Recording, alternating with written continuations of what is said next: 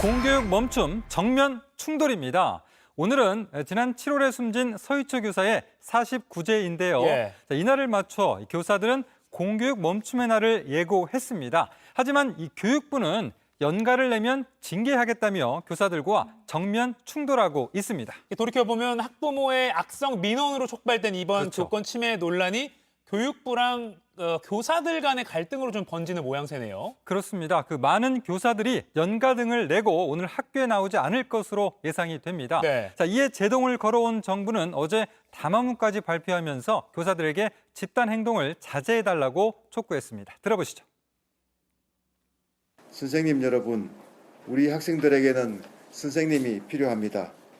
선생님들께서는 학생들의 곁에서 함께해 주시길 부탁드립니다.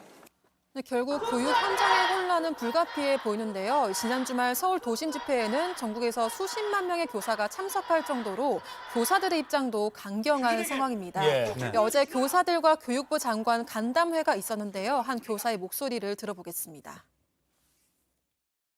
교권을 회복을 위한다면서 해임 파면을 쉽사리 교원들에게만 강경 대응을 엄포하고 교육부는 교사들을 부속품 정도로 여기는 것 같습니다. 아래 끝들이라 여기는 생각도 들고요. 그리고 이 교육부는 연가를 내면 징계를 하겠다는 방침입니다. 하지만 애초 학교장이 재량 휴업일로 지정을 하면 학생들은 학습권을 침해받지 않고 또 교사들도 연가를 내지 않아도 되거든요. 그래서 못한 수업은 방학 등에서 하루를 줄여서 하면 되는데 네. 그러나 교육부가 재량 휴업하는 학교장은 징계 검토하겠다라고 제동을 걸면서 교사들과 교육부가 정면 충돌하는 모양새가 됐습니다. 네, 그래서 학부모들 사이에서는 선생님들의 목소리를 지지한다면서 자발적으로 미리 체험학습 신청서를 내고 오늘 하루 자녀를 보내지 않는 그런 경우도 있긴 하더라고요. 네, 그렇습니다. 저 같은 경우도 아이 학교에서 체험 학습을 신청할지를 이렇게 물어봤거든요. 이런 식으로 미리 안내를 하는 경우도 있고 또 어떤 학교는 아예 학교 측에서 공식적으로 입장을 내놓지 않는 경우도 있습니다. 게다가 최근 며칠 새 교사 3명이 스스로 목숨을 끊은 사실이 잇따라 알려지면서 교사들의 슬픔과 분노가 계속 이어지고 있는 것 같습니다. 예. 바로 네. 어제도 안타까운 소식이 있었죠. 네, 어제 경기도 성남의 한 등산로에서 60대 교사가 숨진 채 발견됐습니다.